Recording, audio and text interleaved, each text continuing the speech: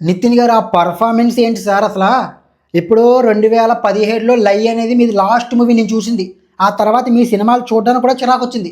ఇప్పుడు ఈరోజు మళ్ళీ ఏదో బలవంతంగా ఎళ్లి సినిమా థియేటర్‌లో కూర్చుంటే, నేను సినిమా థియేటర్‌లో ఎలా బలవంతంగా కూర్చున్నానో, మీరు కూడా సినిమాలో అంతే బలవంతంగా యాక్ట్ చేసినట్టుంది సార్.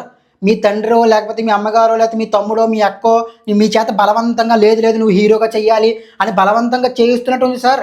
ఏమైపోయింది సార్ ఆ ఎనర్జీ అంతా? ఏమైనా తేడా కొట్టిందా? 'ఇష్క్' సినిమాలో కూడా మీరు ఎంత ఎనర్జిటిక్‌గా నటించేవారు సార్. అసలు ఏంటి సార్ డిప్రెషన్ ఫీలింగ్‌తో మిమ్మల్ని స్క్రీన్ మీద చూస్తే నాకు డిప్రెషన్ వస్తుంది సార్ అసల. ఆ పర్ఫార్మెన్స్ ఏంటి సార్? డైలాగ్ డెలివరీ ఏంటి సార్? డైలాగ్ చదివేస్తున్నారు ఏంటి సార్ మీరు?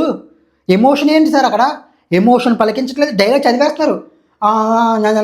చదివేస్తారేంటి సార్ డైలాగ్‌ని? కొంచెం ఎమోషన్‌తో చెప్పండి సార్ డైలాగేనా? ఇంట్రెస్ట్ లేదా మీకు అసలు యాక్టింగు? హీరోగా చేయాలని ఇంట్రెస్ట్ లేదు సార్? వదిలేయండి సార్. ఏదో రియల్ ఎస్టేటో లేకపోతే ఏదో జాబ్ ఏదో చేసుకోండి. ఇంట్రెస్ట్ లేకపోతే ఎందుకు ఇంత బలవంతంగా హీరోగా చేయడం సార్? కొంచెం మనసు పెట్టి చేయండి సార్. ఎఫర్ట్ పెట్టండి సార్. ఫైట్స్‌లో ఎఫర్ట్ లేదు, డైలాగ్‌లో ఎఫర్ట్ లేదు, యాక్టింగ్‌లో ఎఫర్ట్స్ లేదు. ఎందుకు సార్ మీరు హీరోగా చేయడం?